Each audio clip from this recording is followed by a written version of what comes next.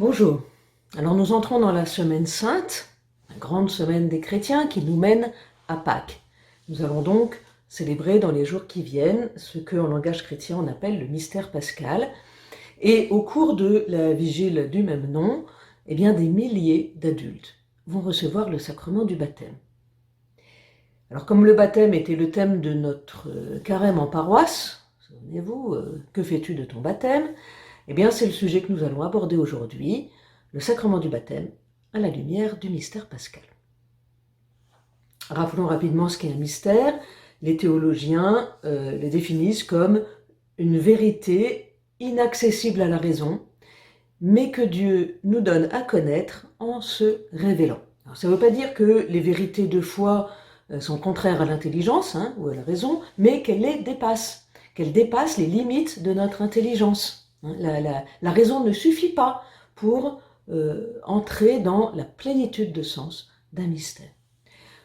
On pourrait dire qu'un mystère, ce n'est pas quelque chose que nous ne comprendrons jamais, mais quelque chose que nous n'aurons jamais fini de comprendre.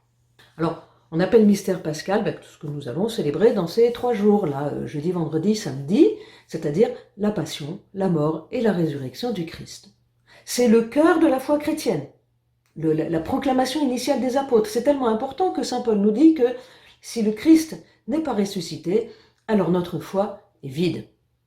On ne peut pas se dire chrétien et ne pas croire à la résurrection du Christ. Jésus, qui est vraiment homme, il est vraiment né, il a vraiment vécu notre vie humaine, terrestre, il est vraiment mort, il n'a pas fait semblant, et il a été mis au tombeau, vraiment. Mais comme il est aussi vraiment Dieu, la deuxième personne de la Trinité, le Père l'a relevé d'entre les morts, l'a réveillé, l'a ressuscité. Voilà. Alors, vous allez me dire, en quoi ça me concerne ? C'est bien gentil, voilà un homme qui est né il y a 2000 ans, il a vécu il y a 2000 ans, il est mort, et on nous dit qu'il est ressuscité, c'est bien joli, et moi là-dedans. Ça nous concerne parce que nous sommes baptisés. Le mot vient du grec baptizo, qui signifie plonger, immerger. Nous avons donc été immergés. Et immergés dans quoi ? Dans la mort et la résurrection de Jésus. Par le baptême, nous sommes associés à la mort de Jésus, mis au tombeau avec lui, pour être, comme lui, relevés d'entre les morts. Nous aussi. C'est ce que nous dit saint Paul dans sa lettre aux Romains. Si nous avons été unis à lui par une mort qui ressemble à la sienne, nous serons unis à lui par une résurrection qui ressemblera à la sienne. Voilà. Et il précise, l'être humain que nous étions auparavant, avant le baptême, a été mis à mort avec le Christ sur la croix, afin que notre nature pécheresse soit détruite et que nous ne soyons plus les esclaves du péché. Voilà. Comment ? Saint Paul, encore lui, nous dit, vous étiez des morts parce que vous aviez commis des fautes. Voilà. Mais Dieu vous a donné la vie avec le Christ. Il nous a pardonné toutes nos fautes. Il a annulé le document qui nous accusait, le billet de la dette. Vous savez, on avait la reconnaissance de dette. Voilà. Cette reconnaissance de dette a été clouée. Il l'a supprimée en la clouant à la croix. Déchirée. Vous savez, on le chante à la messe, agneau de Dieu qui enlève les péchés du monde. Jésus a porté nos péchés. Mais plus encore, lui qui était sans péché, Dieu l'a fait péché. Il l'a identifié au péché. Lui qui est Dieu s'est fait non pas pécheur, mais péché. De sorte que c'est le péché lui-même, notre péché, le document qui nous accablait, la reconnaissance de dette, tous nos péchés, nos refus de Dieu, qui meurent sur la croix avec le Christ. Dans le baptême donc, nos péchés sont pardonnés, effacés, cloués à la croix, fini, on n'en parle plus. Génial. Mais ça, c'est que la première partie du baptême. Il y a plus encore. Le Christ est ressuscité d'entre les morts, nous dit toujours saint Paul, pour être parmi les morts, le premier ressuscité, le premier de cordée, dirait-on. Non seulement le baptême nous arrache au péché, à nos esclavages, mais il nous relève pour que nous vivions d'une vie nouvelle, unie au Christ. Par le baptême, en effet, nous devenons enfants de Dieu. Avant le baptême, nous sommes des créatures aimées de Dieu, comme toute créature, parce que Dieu est amour, il ne crée que par amour, et pour l'amour, tout ce qu'il crée, il l'aime. Donc, comme toute créature, un peu au-dessus des autres créatures, parce que l'être humain est au-dessus des autres créatures, eh bien nous sommes aimés de Dieu. Mais par le baptême, nous devenons plus encore. Nous devenons par adoption ce que Jésus est par nature, par filiation. C'est une adoption plénière, on va dire. Voilà. Avant le baptême, c'était une adoption simple. Après le baptême, c'est une adoption plénière. Voilà.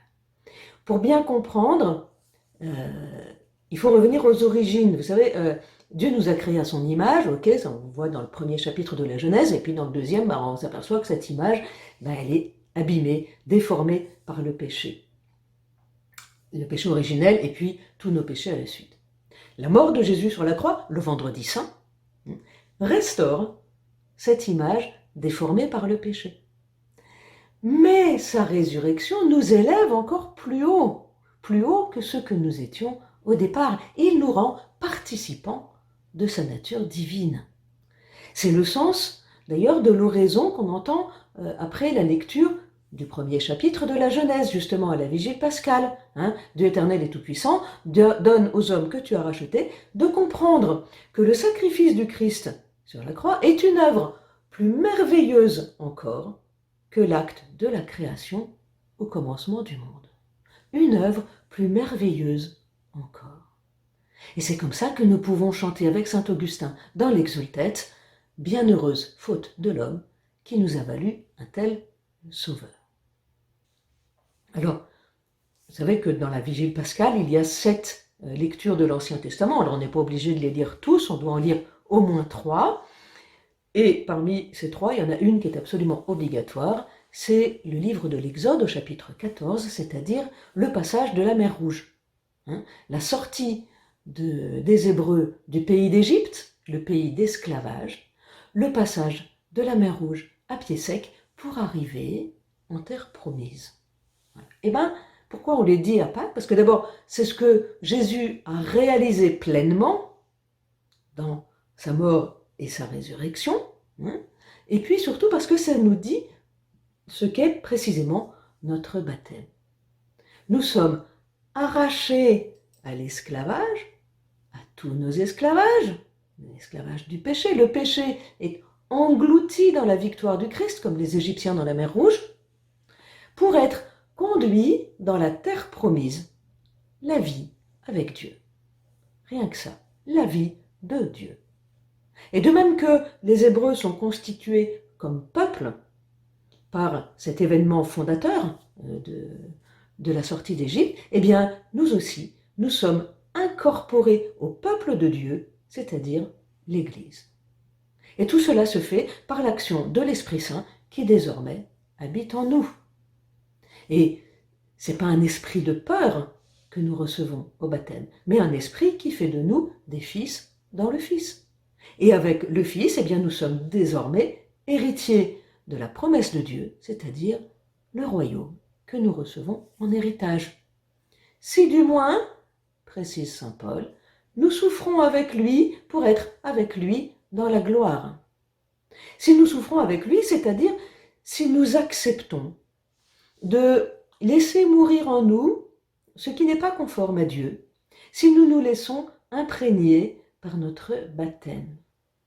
Voilà. Nous sommes fils et filles de Dieu, nous avons reçu l'onction de l'Esprit Saint, et ce que l'Esprit Saint produit, c'est l'amour, la joie, la paix, la patience, la bienveillance, la bonté, la fidélité, la douceur et la maîtrise de soi. Saint Paul précise encore, ceux qui appartiennent à Jésus-Christ ont fait mourir sur la croix leur propre nature avec ses passions et ses désirs. L'Esprit nous a donné la vie, nous a ressuscités. Laissons-le donc aujourd'hui diriger notre conduite.